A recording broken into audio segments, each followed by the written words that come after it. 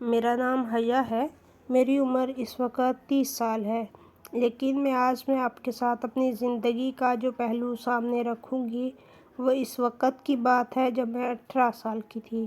میں اس وقت اپنا کالج ختم کر چکی تھی اور اب آگے کی پڑھائی کا سوچ رہی تھی۔ میں اپنی ماں کے ساتھ اکیلے گھر میں رہتی تھی۔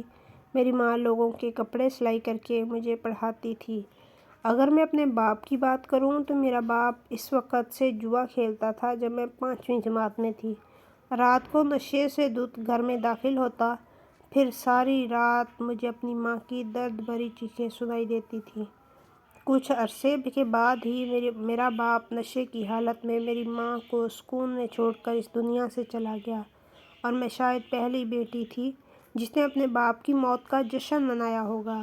ان حالات کے بعد سے ہی میں نے فیصلہ کر لیا اپنا جیون ساتھی میں اپنی پسند سے چنوں گی۔ اب میں پورے 18 کی ہو گئی تھی۔ مجھے آگے پڑھنے کا شوق تھا، پر میری ماں کے پاس اتنی دولت نہ تھی کہ وہ مجھے آگے پڑھا سکتی۔ میں نے بہت ضد کی، میری ماں میرے خواب کو ایسے چکنا چور مت کرو۔ میری ماں بھی مجبور تھی۔ میں اب اپنی ماں سے موڈ بنا چکی تھی۔ دن ایسے ہی گزرتے گئے تھے۔ میری ماں نے ایک دن سیٹھانی کے گھر ان کے سوٹ بھجوانے کے لیے مجھے بھیج دیا۔ میں نے پہلے تو انکار کیا، پر میری ماں تھک چکی تھی تو ان کے ہاتھ سے وہ بیگ لے کر میں سیٹھانی کے گھر چلی گئی۔ یہ سیٹھانی پچھلے 2 سال سے اس ایریا میں رہ رہی تھی۔ اس کے 2 بچے تھے، ایک بیٹا اور ایک بیٹی۔ اس کی بڑی بیٹی کی شادی ایک امیر کبیر گھرانے میں ہوئی تھی، جبکہ سننے میں یہ آیا تھا کہ اس کا بیٹا لندن رہتا ہے اور سال میں کچھ عرصہ کے لیے پاکستان آتا ہے۔ میں نے سیٹھانی کی حویلی کو حیرت زدہ نظروں سے دیکھا تھا۔ یہ حویلی کم اور ایک عالیشان محل زیادہ تھا۔ مجھے سیٹھانی کی عصمت پر رشک ہونے لگتا۔ اچانک اس حویلی کی لائٹ چلی گئی۔ میں گھبرا کر آگے بڑھتی گئی، پر اندھیرے کی وجہ سے مجھے اندازہ نہیں ہو رہا تھا کہ میں کہاں جا رہی ہوں۔ جیسے ہی لائٹ واپس آئی تو میں نے روشنی کی وجہ سے آنکھیں بند کر کے کھولیں۔ اپنے سامنے ایک اجنبی شخص کو دیکھ کر میرے منہ سے چیخ نکل چکی تھی۔ وہ شخص بھی میری چیخ سے اچھل گیا، عجیب نظروں سے مجھے دیکھنے لگا۔ میں نے ارد گرد نظر دوڑائی تو وہ ایک روم تھا جو کہ سیاہ رنگ کے فرنیچر سے آراستہ تھا۔ اتنے میں وہ شخص میرے سامنے آ کر کھڑا ہو چکا تھا۔ کون ہو تم؟ کون ہو تم؟ اس شخص نے چبھتی نظروں سے مجھے دیکھا تو میں ہکلا گئی۔ اس سے دور ہونے کی کوشش کی۔ جب میری کلائی اس کی گرفت میں آ گئی، میرے منہ سے سسکی نکلی، پلیز جانے دیں، معاف کر دیں۔ میں نے معصوم سی آواز نکالی، پر وہ شخص مجھے چھوڑنے کے موڈ میں نہیں تھا۔ اس کی نگاہیں کسی ٹرانس کی کیفیت میں مجھ پر ٹکی ہوئی تھیں۔ پہلے مجھے اپنا نام بتاؤ، اس نے ہلکی سی سرگوشی کی اور میرے کچھ اور قریب ہوا۔ جب اس سے مجھے ویسی اسمیل آنے لگی جو سالوں پہلے اپنے باپ سے آتی تھی۔ میں دوڑ کر باہر نکلی، اس شخص کو گن سے دیکھا۔ اتنے میں سیٹھانی جی بھی کہیں سے اندر داخل ہوئیں۔ عزیز، میرا لال اٹھ گیا۔ سیٹھانی میرے پیچھے کھڑے عزیز سے مخاطب تھیں۔ اب مجھے معلوم ہوا تھا کہ اس کا نام عزیز ہے اور یہ سیٹھانی جی کا لال یعنی کہ وہ بیٹا ہے جو لندن ہوتا ہے۔ اب سیٹھانی جی کو بول رہا تھا کہ وہ اٹھا نہیں بلکہ اس لڑکی یعنی میری وجہ سے اٹھایا گیا ہے۔ سیٹھانی غصے سے میری جانب آ رہی تھی۔ میرے ہاتھ پاؤں ہی پھول گئے اس سے پہلے کہ وہ مجھ پر برس پڑتی۔ جب عزیز میرے اور سیٹھانی جی کے بیچ آ گیا، اس نے کسی بھی طرح سے مجھے اپنی امی سے بچا لیا۔ میں حیران تھی کہ یہ شخص پل میں کیسے بدل گیا۔ میں نے سیٹھانی جی کو وہ بیگ واپس کیا اور باہر کی جانب دوڑ لگا دی۔ مجھے نہیں معلوم کہ میرے پیچھے کیا ہوا، پر کچھ دن بعد میرے گھر کی بیل بجی اور عزیز سامنے کھڑا مجھے تیکھی نظروں سے دیکھ رہا تھا۔ مجھے اس طرح دیکھنے سے گھن آ رہی تھی۔ حیرانی مجھے تب ہوئی جب اس نے مجھے حیا کہہ کر بلایا تھا اور پھر خود ہی اندر چلا آیا۔ میں عزیز کو کچھ کہتی جب اندر سے میری ماں کی چیخ کی آواز آئی اور میرے ساتھ عزیز بھی اندر کو بھاگا تھا۔ میری ماں پاؤں پھسلنے کی وجہ سے گری تھی۔ ان کا پاؤں فریکچر ہو چکا تھا۔ وہ بے ہوش ہو گئی تھی اور میں اس کے اوپر کھڑی زاروں قطار رو رہی تھی، جبکہ عزیز میری روتی ہوئی شکل کو مبہوت ہو کر دیکھ رہا تھا۔ کچھ دیر بعد ہی وہ میری ماں کو ہاسپٹل سے واپس گھر لایا۔ مجھے کچھ دوائیاں بھی دیں۔ میرے پاس اتنے پیسے نہیں تھے میں اسے دے سکتی۔ میں اسے چھوڑنے کے بہانے باہر تک آئی، اس کا شکریہ ادا کیا جس کا میرا بالکل دل نہیں تھا، لیکن مجھے اپنی ماں کا خیال آیا۔ عزیز میری جانب مڑ گیا، دوبارہ مجھے بغور دیکھنے لگا۔ مجھے دوبارہ اس سے گھن آ رہی تھی، تو میرے اس طرح برتاؤ پر اس نے مجھ سے پوچھ ہی لیا کہ آخر میرا ایسا رویہ کیوں ہے۔ میں اس پر برس پڑی کہ شرابی انسان کو میں منہ نہیں لگاتی۔ عزیز کے چہرے کا رنگ اڑ چکا تھا۔ جب وہ ویسے ہی واپس چلا گیا مجھے سکون مل گیا۔ میں نے اپنی بڑاس نکال لی، پر میرے اندر کی بے چینی بڑھتی جا رہی تھی کہ آخر وہ چاہتا کیا تھا۔ میں نے اسے بھولنے کی کافی کوشش کی کہ وہ شرابی ہے، اپر کلاس کا ہے، میں تو لوئر کلاس کے درجے میں بھی نہیں آتی تھی۔ دن ایسے ہی گزرتے رہے، جب ایک دفعہ مجھے کسی بیکری پر عزیز دکھ گیا۔ میں نے اپنا چہرہ چھپا لیا، پر عزیز نے مجھے دیکھ لیا تھا۔ اس وقت اتنا رش نہ تھا۔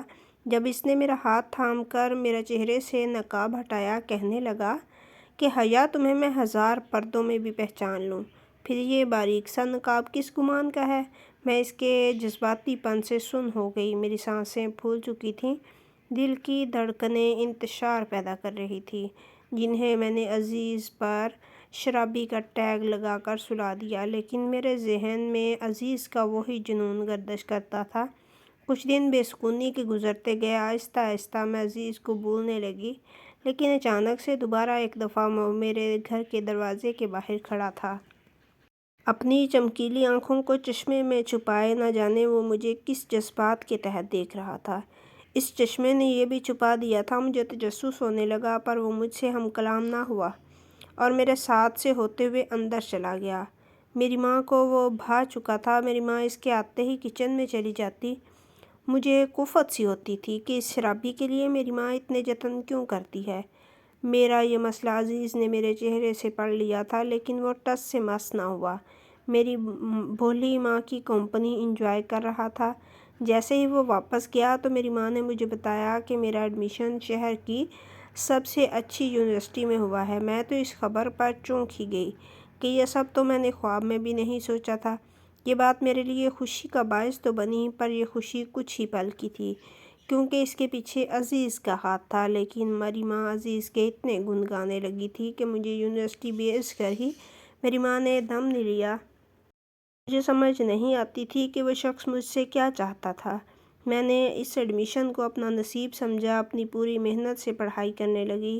یونیورسٹی ہی میں میری ایک دوستی ایک لڑکے سے ہو گئی جو کہ کافی ہونہار تھا۔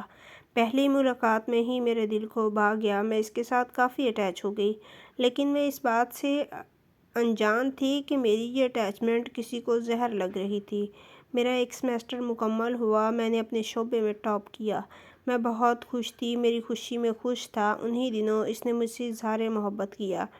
میں نے بھی اسے اجازت دی تھی کہ وہ اپنا رشتہ لے کر میرے گھر آ جائے۔ اس نے کچھ وقت مانگا۔ اگلا سیمسٹر کے پہلے دن ہی جب میں یونی گئی تو مجھے معلوم ہوا کہ میرا نام یونیورسٹی سے خارج ہو چکا ہے۔ میں حیران ہوئی تھی، میرے وہم و گمان میں بھی نہیں تھا کہ ایسا ہو سکتا ہے۔ مجھے لگا تھا کہ میری دعا کی بدولت میرا نصیب بدلا ہے، پر یہ خوشی صرف 6 ماہ کی تھی۔ مجھے اس کے پیچھے عزیز کا ہاتھ لگ رہا تھا۔ میں نے اس کا سامنا کرنے کی ہمت کی اور اس کے گھر پہنچ گئی۔ سٹھانی جی مجھے دکھائی نہیں دے رہی تھی۔ جب لان والی سائڈ پر وہ اخبار پڑھنے میں مگن تھا، میں نے اسے مخاطب کیا اور ڈٹ کر اس کے سامنے کھڑی ہو گئی۔ وہ بھی مجھے دیکھ کر مسکرانے لگا، جیسے میرا ہی انتظار کر رہا تھا۔ اپنی نشست سے کھڑا ہو گیا۔ میں نے اس کے سامنے وہ بات رکھی کہ تم ہی ہو نا جس نے میرا نام خارج کروا دیا ہے؟ تو وہ ہنسنے لگا۔ اس وقت مجھے زہر لگ رہا تھا۔ کہنے لگا کہ ہاں، میں نے جیسے تمہارا داخلہ کروایا تھا بالکل اسی طرح تمہارا نام خارج بھی کروا دیا۔ میں تو تپ گئی، اس کے سامنے چلانے لگی تھی۔ کہا اگر آخر میں تم نے ایسے ہی کرنا تھا تو مجھے یہ خواب کیوں دکھایا؟ تو اس کے چہرے کا رنگ لال ہو گیا۔ اس نے مجھے اپنے پاس کھینچا اور کہنے لگا تمہیں کیا لگا تھا کہ تم میری ہوتے ہوئے کسی دوسرے لڑکوں کے ساتھ رنگ رلیاں مناؤ گی تو مجھے پتہ نہیں چلے گا؟ میں اس کی بات پر حیران ہوئی، میرا رنگ اڑ چکا تھا۔ تب اس سے کہنے لگی کہ وہ کون ہوتا ہے مجھ سے یہ بات کرنے والا؟ میں اس کی کوئی غلام نہیں تھی جو اس کے بتائے ہوئے اصول پر چلتی۔ میں اب واپس آنے لگی تھی جب اس نے میرا راستہ روک دیا۔ کہنے لگا کہ غلام نہیں تھی، پر اب تم میری پابند ہی بنو گی، میں تمہیں اپنا بنا کر رہوں گا۔ میں نے اس سائیکو مزاج انسان کی بات نہ سنی، واپس آ گئی۔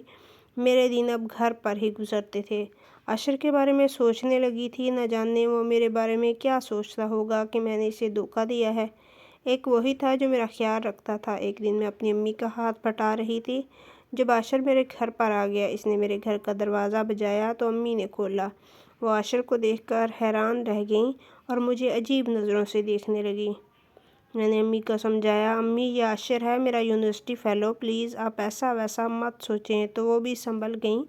عاشر مجھ سے پوچھنے لگا کہ میں اب یونیورسٹی کیوں نہیں آتی، جس پر میں نے اسے بتایا کہ میرا نام یونیورسٹی سے خارج ہو گیا ہے، اب میں پھر سے کبھی یونیورسٹی نہیں پڑھ سکتی کیونکہ میرے پاس وسائل اتنے بالکل نہیں ہیں کہ پھر سے اس یونیورسٹی میں داخلہ لے سکوں۔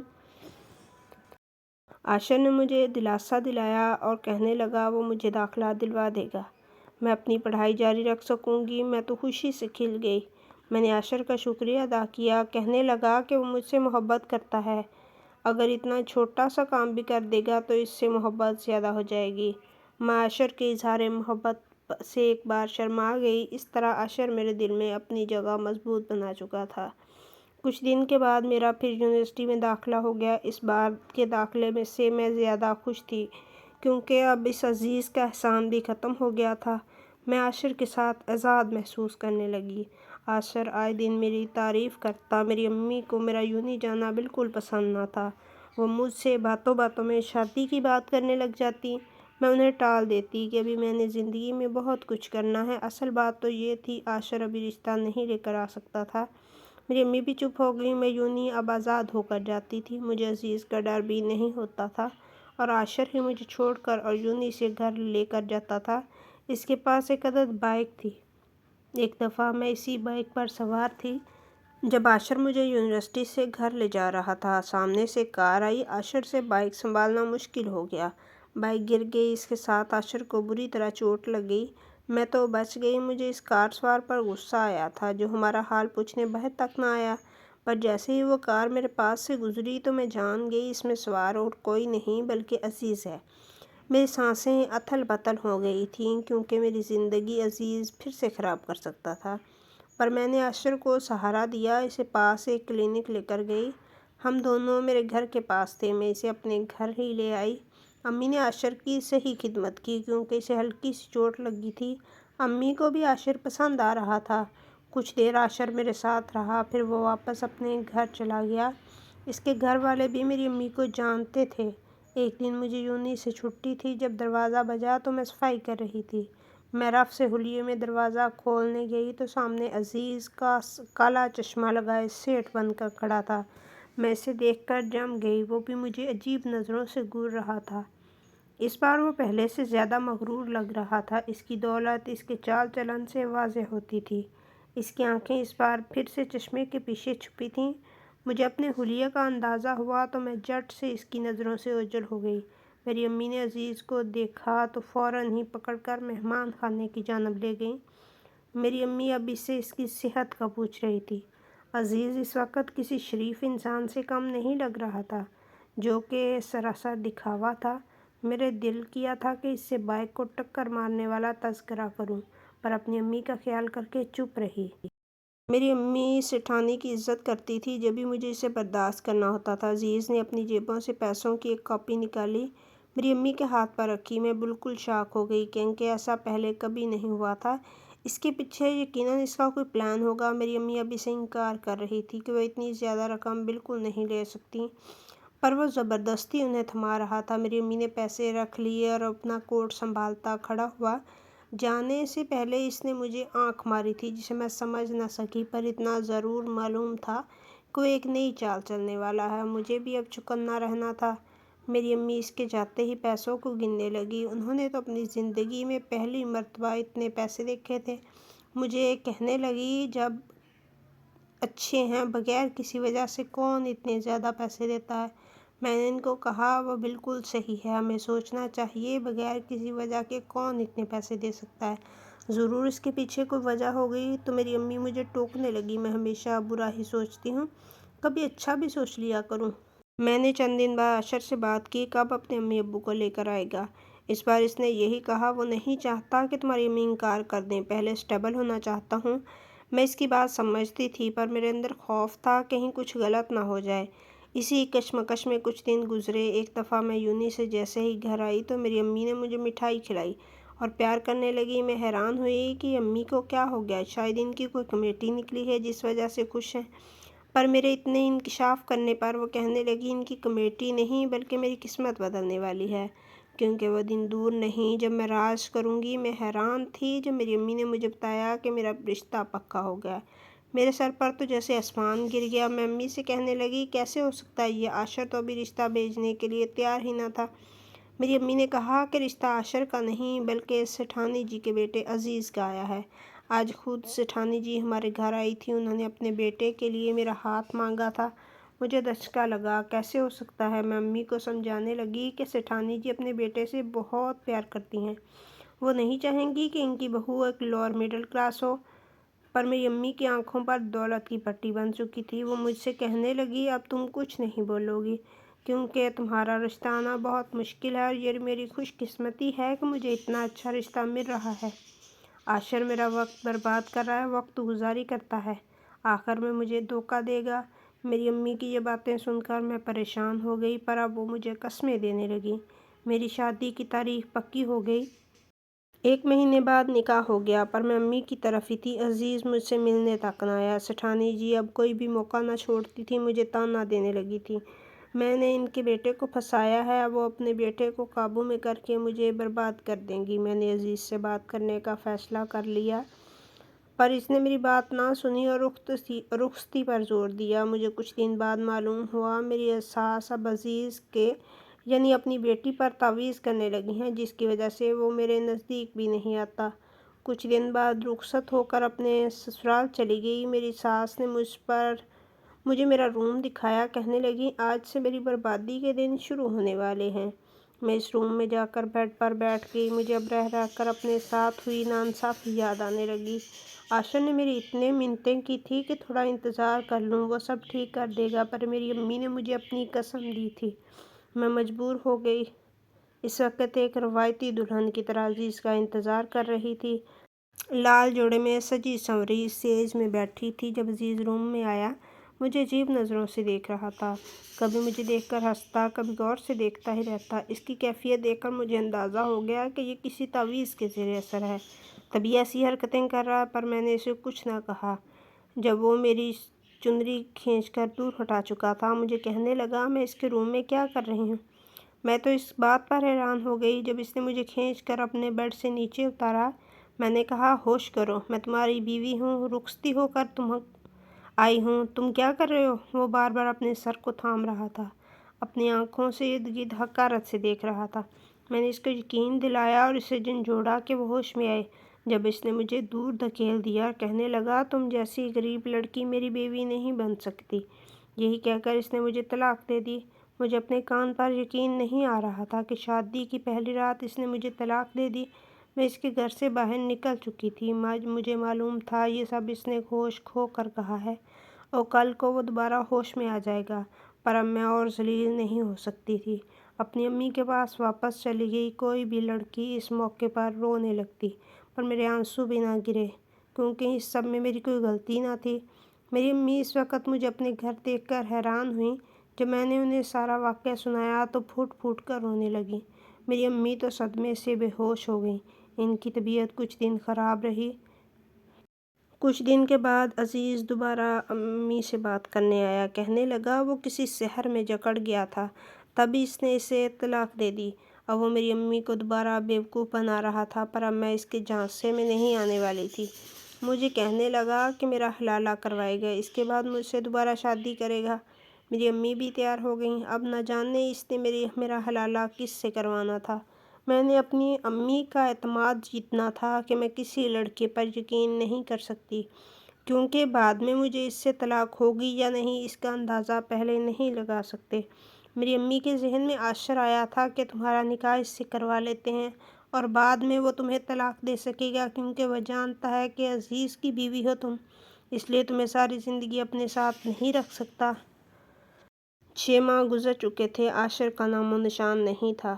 عزیز کو بھی علم تھا عاشر ایسی لڑکی کے ساتھ نہیں رہے گا جو پہلے ہی کسی کی بیوی ہو، اس لیے وہ بھی اس سب کے لیے تیار ہو گیا۔ کچھ دن بعد پتہ چلا کہ عاشر کا دبئی کا ویزا آ گیا ہے اور وہ وہاں جانے کی تیاری کر رہا ہے۔ میں نے اپنی امی کو فوراً راضی کیا کہ میں عاشر سے ملنے جا رہی ہوں، وہ مجھے ضرور اپنا لے گا۔ تو میری امی مجھے سمجھانے لگی، اب تمہارا حلالہ ہی ہوگا، کوئی بھی تمہیں اپنے ساتھ نہیں رکھے گا۔ پر نہ جانے کیوں مجھے عاشر سے ایک امید تھی۔ میں اس سے ملنے گئی، اپنے ساتھ ہوئی ساری کارروائی بتائی تو حیران ہوا۔ میں نے اسے یہ بھی بتایا کہ اب عزیز حلالہ کروانا چاہتا ہے اور چاہتا ہے کہ تم سے میرا نکاح ہو، اس کے بعد تم مجھے چھوڑ دو گے۔ تو عاشر شاک ہو گیا۔ میں تم سے نکاح نہیں کر سکتا کیونکہ اب تم عزیز کی رہ چکی ہو۔ میں ویسے بھی دبئی جا رہا ہوں۔ میں بہت غمزدہ ہو گئی تھی، مجھے عاشر سے ایسی امید نہیں تھی۔ میں نے اس کو یقین کرنے کا کہا کہ عزیز نے ایسا کچھ نہیں کیا، میں تمہارے ساتھ جانا چاہتی ہوں، تم حلالہ کرنے کے لیے نکاح کر لو، پر پلیز مجھے چھوڑنا مت، بلکہ ہم دبئی چلے جائیں گے، مجھے عزیز کے ساتھ نہیں رہنا۔ عاشر میری سے بات سن کر حیران ہونے لگا، کہنے لگا میری امی کا کیا بنے گا، ان پر کیا گزرے گی؟ میں نے اسے کہا امی کبھی نہیں مانے گی، مجھے اس بات سے فرق نہیں پڑتا، مجھے بس تمہارے ساتھ رہنا ہے، تم مان جاؤ۔ عاشر نے مجھے کہا میں اپنی امی سے بات کروں، پر مجھے معلوم تھا امی نے میری بات سے انکار کر دینا ہے، ان کی نظر میں میری کوئی اہمیت نہیں، بس انہیں اب دولت کی ہوس ہے۔ عاشر کہنے لگا تمہاری امی کی اجازت کے بغیر میں تمہیں اپنے ساتھ نہیں لے کر جا سکتا۔ میں نے اس سے کہا کہ تم خود میری امی سے بات کرو۔ عاشر تیار ہو گیا، میرے ساتھ میرے گھر آیا، میری جانب امی سے بات کرنے لگا۔ امی نے عزیز کی ساری بات بتائی، کیسے وہ شراب کا عادی ہے، اب دوبارہ مجھے وہاں نہیں دھکیل سکتا۔ میری امی اس کی بات پر غور کرنے لگیں۔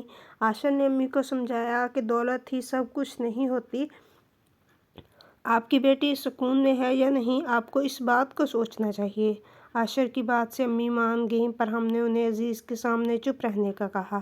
میرا نکاح کچھ دن کے بعد عاشر کے ساتھ ہو گیا۔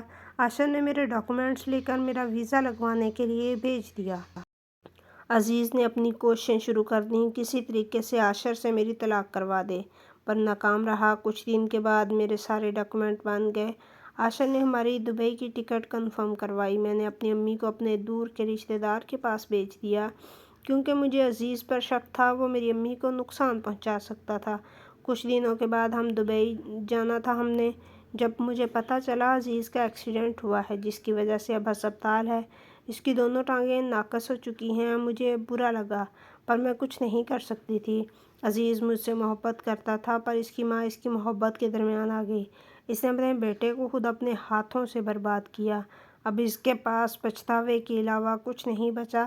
اس نے اپنی ساری جائیداد بیچ کر اپنے بیٹے کا علاج کروایا، پر عزیز ٹھیک نہ ہو سکا، بلکہ انہیں اپنی جائیداد سے بھی ہاتھ دھونا پڑا۔ اب وہ بھی ویسے ہی ہو گئے جیسے کچھ عرصہ تک ہم تھے۔ میں دبئی چلی گئی، مجھے معلوم ہوا کہ ہمارا وہ مکان کسی اور نے کرائے پر لے لیا ہے اور وہ سیٹھانی جی ہیں، پر اب وہ اپنے نام سے ہی جانی جاتی ہیں، ان کی وہ شہرت ختم ہو چکی تھی۔ عزیز بیساکھی کے سہارے چلتا تھا، میں عاشر کے ساتھ دبئی میں خوش تھی۔ شروع کے دن مجھے مشکل ہوئی، پر میں نے ہر حال میں عاشر کا ساتھ دیا، اسے مضبوط بنایا، وہ میرا خیال رکھتا۔ مجھے معلوم ہو گیا میرا انتخاب غلط نہیں، میں اس کے ساتھ پرسکون زندگی جینے لگی۔ کچھ عرصہ بعد قدرت نے جڑواں بچوں سے نوازا مجھے، ہمارے حالات بہتر ہوئے۔ میں نے عاشر سے کہہ کر اپنی امی کو اپنے پاس بلا لیا۔ میری امی کو اندازہ ہو گیا دولت سے زیادہ سکون زندگی کی سب سے بڑی نعمت ہے، سکون نہ ہو تو دولت کوئی معنی نہیں رکھتی۔ دوسری بات جو مجھے سمجھ لگ چکی تھی وہ یہ تھی کہ ماں باپ کو اپنی اولاد کی خوشیوں کے بیچ نہیں آنا چاہیے۔ اگر اولاد کسی کو پسند کرتی ہے، انہیں ان کی پسند کو اپنا دشمن نہیں بنانا چاہیے، بلکہ اس کا مان رکھنا چاہیے، تاکہ آنے والے وقت میں انہیں پچھتانا نہ پڑے۔ کہانی اچھی لگے تو کمنٹس میں اپنی رائے کا اظہار کرنا مت بھولیے گا، آپ لوگوں کی رائے ہمارے لیے بہت اہمیت رکھتی ہے۔ اپنا اور اپنے پیاروں کا خیال رکھیے گا۔ اللہ حافظ، فی امان اللہ۔